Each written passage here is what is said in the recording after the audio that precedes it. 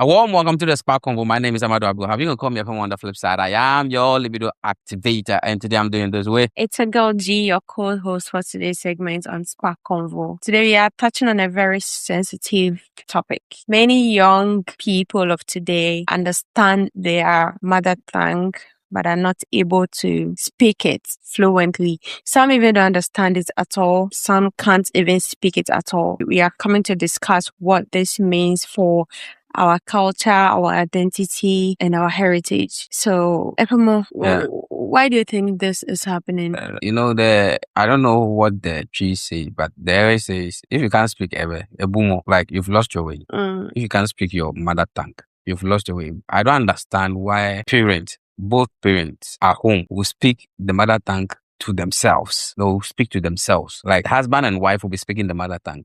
But when it gets to the kids, they speak English to them, making it unable for them to be able to speak the mother tongue. Okay. And some don't even understand the mother tongue at all. It's not about ever. It's like general something. Yeah. So you see someone who comes from a fancy home, but can't speak fancy at all. Yeah. And doesn't understand fancy at all. When you are there, I don't understand. I can only he speak. He only knows he comes from fancy. Yes. Yeah. I can only speak English. And I've been saying this, my opinion, for you to be a proper Ghanaian, you should be able to speak like 2 or 3 Ghanaian languages. You should be able to speak 2 or 3 Ghanaian languages. Even if not to be a proper Ghanaian. My opinion, but yeah. To me, I think that, if we've lost or we can't speak our mother tongue, how are we preserving our culture? Because even if you're not speaking 2 or more Ghanaian languages, you should be able to speak where you come from. Yes. Your father's side or your mother's side, they definitely have. English is not ours, definitely. No, so they have what they speak, which we call our mother tongue. So if you're not able to speak 1 or 2 krano, at least one of these, either your father or your mother side. You should be able to speak one. But these days, you see that they don't speak at all. Some understand, you speak, they understand, but they are embarrassed to speak it back, or they don't just know what to say. It's good enough that some understand, but what I think is wrong is when they go to school, they speak the Queen's language, now the King's language to them, which is English. When they are back from school and they come home, you are supposed to speak your mother tongue to them. And I think the school is also playing a very big role in this thing. Yes, but then when they come back, do you know that they spend more time in school than in the house? Yeah. But then when you are in the house with your parents, then they speak the mother tongue, because you have to be at a certain age before you go to school. And in the Ghanaian education, you teach from the known to the unknown. So you teach from the local dialect to the Queen's language or the King's language. Why are parents not able to? It's not our parents were doing that. Okay, yes. But we, the new millennials, the Gen Z, the Gen Alpha, the Gen X, do you understand? We feel like, our kids are supposed to speak fluent English so that they can articulate themselves well, they can express themselves well in the King's language or the Queen's language. It means that, it got to a time when you meet someone who speaks good English, they equate it to the person being intelligent or knowledgeable. Yes.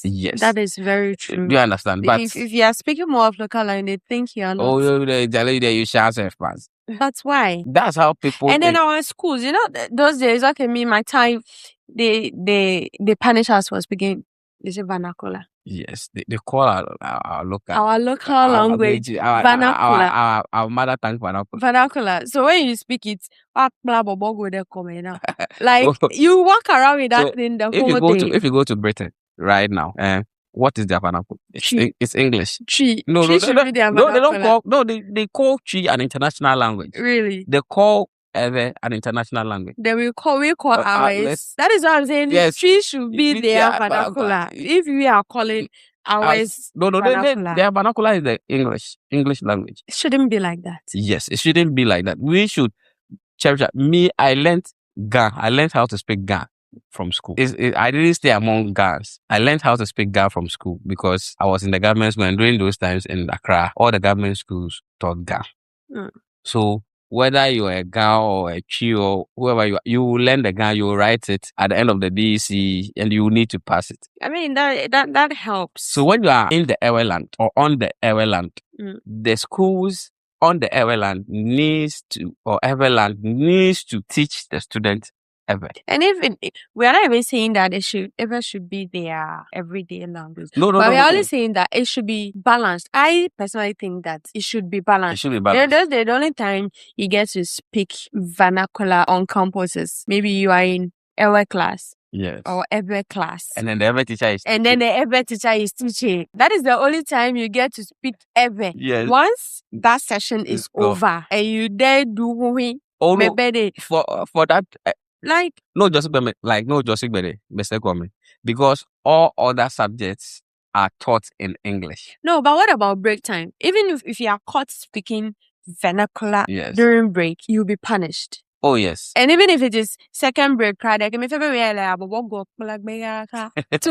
And this thing is smelling. No, just imagine. Okay, so imagine that you go through that and you come back home and you are deprived of speaking the. Yes. So are we saying that it is not our fault or the young ones' fault for not being able to speak? I think it's more of the parents' fault. Me, everything that happens to a child, I equate it to the parent. You know what you're saying is true.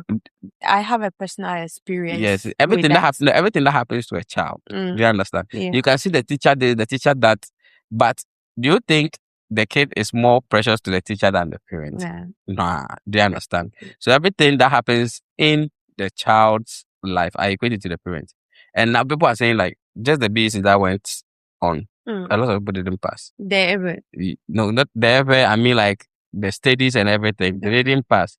And the people were talking. I was on radio. We were talking about it. And I was like, me, I think the parents are doing a disservice to the student because during our time, our parents will come to the school, go through your books, and make sure that whatever they are paying the fees for, you are And they will even call. They'll call. That by the time my mom is going to call my teacher calls. I mean, yes. Unless I don't there's do a rapport. Yes. I'll be reported at home. I'll be reported at school. And even now, it's supposed to be easier because there's WhatsApp groups where they keep parents and all that. So when your kid is not doing well, the teacher should be able to tell you that your kid is not doing well. Some parents, even to go to PTA is a fight.